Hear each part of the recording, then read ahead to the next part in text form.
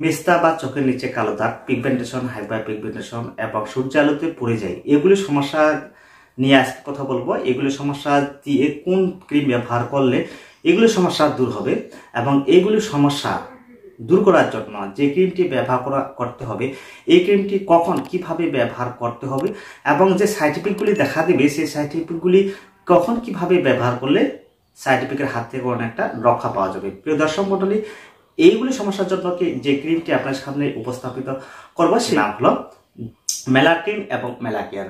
তো মেলাটিন বাংলাদেশে অ্যাভেলেবেল পাওয়া যায়, সেই মেলাটিনের অল্টারনেটিভ ক্রিম ইন্ডিয়াতে মেলাকেয়ার হিসেবে পাওয়া যায়। প্রিয় দর্শক মণ্ডলী, এই ক্রিমটি বর্তমান যে এমআরপি বাংলাদেশে মেলাটিন ক্রিমটি সেটা হলো 200 টাকার মতো এবং মেলাকেয়ার ক্রিমটি তুলনামূলক একটু দাম বেশি, কোয়ান্টিটি বেশি হওয়ার জন্য।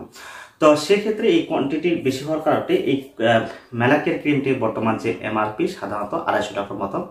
তো এই ক্রিমটি মধ্যে কি কি কন্টেন্ট রয়েছে এবং কখন কিভাবে ব্যবহার করলে এগুলি সমস্যা দূর হবে, অর্থাৎ মেস্তা, চোখের নিচে কালো দাগ, সূর্যালোতে পুড়ে গিয়ে কালো দাগ হওয়া, মেলাসমা ধরনের সমস্যা, পিগমেন্টেশন, হাইপার পিগমেন্টেশন সমস্যা, এগুলি সমস্যা কিভাবে জাদুর মতো কাজ করবে এইগুলি ক্রিম, এগুলো সম্বন্ধে জানাবো।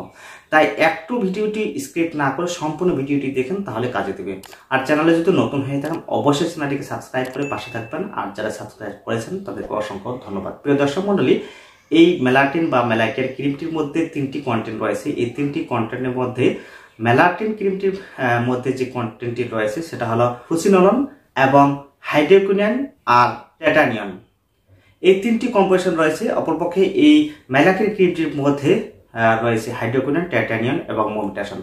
এই 3টি কম্পোজিশন কিন্তু একই কম্পোজিশন। তো এই কম্পোজিশনগুলি স্কিনে কিভাবে কাজ করে? তো হাইড্রোকুইনন যে কম্পোজিশনটি সেটা হলো স্কিনের মেলানিনকে নিয়ন্ত্রণ করে, অর্থাৎ মেলানিন বেশি হওয়ার কারণে আমাদের স্কিনকে কালো দেখায়। সে মেলানিনকে নিয়ন্ত্রণ রাখে এবং দ্রুত ফর্সা করতে বা ফেয়ারনেস করতে সাহায্য করে, যেটার কারণে আমাদের অতিরিক্ত কালো দেখায়। তো সেটাকে নিয়ন্ত্রণ করলে অটোমেটিকলি আমাদের স্কিনকে ফেয়ারনেস দেখায়। দ্বিতীয় যে কন্টেন্টটি রয়েছে সেটা হলো টাইটানিয়াম। এই টাইটানিয়াম হলো ভিটামিন এ এর একটি রূপ। তো এই ভিটামিন এ আমাদের স্কিনকে পুনরুত্থান করতে সাহায্য করে। যেমন পিগমেন্টেশন হওয়ার পরে কোষগুলি মরে যায় এবং অ্যাকনে পিম্পল হওয়ার পরে যে কোষগুলি মরে যায় সেই কোষগুলিকে মরা কোষগুলিকে রিপেয়ার করে, অর্থাৎ আমাদের স্কিনকে পুরোপুরিভাবে রিপেয়ার করতে সাহায্য করে। এরপরে যে কন্টেন্টটি রয়েছে সেটা হলো মোমেন্টেশন বা ফ্লুসিনিয়াম। তো এই কম্পোজিশনটি একটি স্টেরয়েড কম্পোজিশন। এই স্টেরয়েড কম্পোজিশনটি আমাদের স্কিনে যে কেমিক্যাল মেসেঞ্জারের জন্য আমাদের স্কিনে রেডনেস, সোয়েলিং, ইচিং, বার্নিং অনেক সময় দেখা যায়। তো সেগুলিকে নিয়ন্ত্রণ করে, অর্থাৎ সেগুলি উৎপাদন করতে বাধা প্রদান করে। তো সেক্ষেত্রে এই মেলানিন স্টেরয়েড হিসেবে এই কন্টেন্টটি কাজ করে থাকে। তো মোট কথায় এই 3টি কম্পোজিশন আমাদের স্কিনকে দ্রুত ফর্সা করতে সাহায্য করে। যদি মেস্তা থাকে, চোখের নিচে কালো দাগ থাকে, অ্যাকনে পিম্পল হওয়ার পরে যে স্পট পরে থাকে এবং সূর্যের আলোতে পড়ে যায়, এগুলি সমস্যা হওয়ার পরে যে মেলানিন বা মেলাসমা ধরনের সমস্যা দেখা দেয় সেগুলিকে ভালোভাবে ঠিক করতে সাহায্য করে। প্রিয় দর্শক মণ্ডলী, এই ক্রিমটি কখন কিভাবে ব্যবহার করতে হবে, কি কি সতর্কতা মেনে চলতে হবে। তো এই ক্রিমটি ব্যবহার করার পরে আপনার স্কিন খুব পাতলা হয়ে যায়, সেই জন্য এই ক্রিমটি রাত্রিবেলায় ব্যবহার করতে হবে। প্রতিদিন ব্যবহার করতে পারেন বা একদিন পর পর ব্যবহার করতে পারেন। এই ক্রিমটির সাথে ভালো হবে যদি কোনো ময়শ্চারাইজিং জেল বা লোশন বা অ্যালোভেরা জেলের সাথে মিক্স করে ব্যবহার করতে পারেন এবং রাত্রে ব্যবহার করতে পারেন, তাহলে কিন্তু ভালো কাজ পাওয়া যাবে এবং সাইড ইফেক্টের হাত থেকে অনেকটা রক্ষা পাওয়া যাবে। কেননা এই ক্রিমটি ব্যবহার করার পরে স্কিনকে খুবই পাতলা করে দেয় এবং পাতলা হওয়ার কারণে এই ক্রিমটি দিনের বেলা ব্যবহার করলে আমাদের সূর্যের আলো স্কিনে পড়লে স্কিন পুড়ে যেতে পারে, সেক্ষেত্রে আপনার স্কিন আগের থেকে আরো খারাপের দিকে যেতে পারে।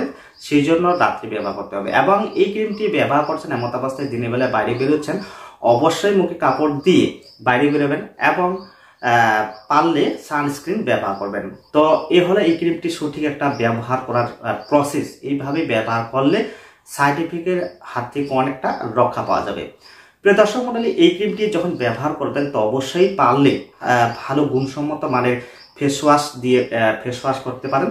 না পারলে ঠান্ডা জল দিয়ে ভালোভাবে ধুয়ে মুখটি ভালোভাবে শুকিয়ে নিতে হবে এবং পারলে একদিন পর এই ক্রিমটি রাত্রেবেলায় ব্যবহার করবেন। তো প্রিয় দর্শক মণ্ডলী, এই ক্রিমটি ব্যবহার করার পরে কি কি সাইড এফেক্ট দেখা দিতে পারে, যেগুলি সাইড এফেক্ট আপনার কাছে বললাম, এইগুলি সাইড এফেক্ট সাধারণত দেখা যায়। এছাড়া অনেকের ক্ষেত্রে মুখ লাল হয়ে যায় এবং ইচিং সাধারণত প্রথম দেখা দিতে পারে, বার্নিং এর সমস্যা দেখা দিতে পারে। তো এইগুলি সমস্যা কিন্তু দীর্ঘায়িত নয়। ক্রিমটি ব্যবহার কন্টিনিউ করলে এইগুলি সমস্যা আস্তে আস্তে শেষ হয়ে যায়। প্রিয় দর্শক মণ্ডলী, এই ক্রিমটি কন্টিনিউ ব্যবহার করবেন না, যেমন সারা বছর বা সব সময় এগুলি ক্রিম ব্যবহার করা উচিত হবে না। কেননা এই ধরনের ক্রিম কন্টিনিউ ব্যবহার করলে আপনাদের স্কিন খুবই খারাপ হয়ে যেতে পারে।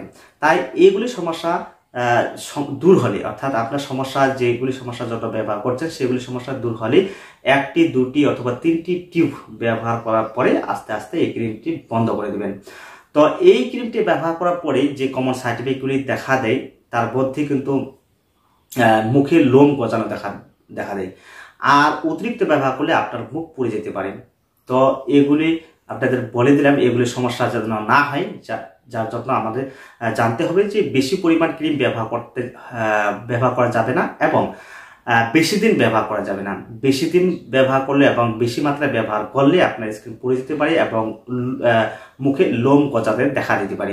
এবং ক্রিমটি এমনভাবে ব্যবহার করবেন যেন সম্পূর্ণ মুখে সমান পরিমাণে লাগে, যার জন্য এই ক্রিমটি যখন ব্যবহার করেন ভালোভাবে ম্যাসেজ বা ভালোভাবে মিক্সড করে ব্যবহার করবেন, যেন সম্পূর্ণ ফেসে এই ক্রিমটি লাগে। কোথাও কম বা কোথাও বেশি হলে মুখ পুড়ে যেতে পারে। তো এই হলো এই ক্রিমটি সঠিক একটা ব্যবহার করার প্রসেস। প্রিয় দর্শক মণ্ডলী, এই ছিল আজকের ভিডিওটি ভালো লাগলে অবশ্যই লাইক করবেন, চ্যানেলে জুড়ে থাকতে চ্যানেলটিকে সাবস্ক্রাইব করবেন। ভালো থাকবেন, সুস্থ থাকবেন।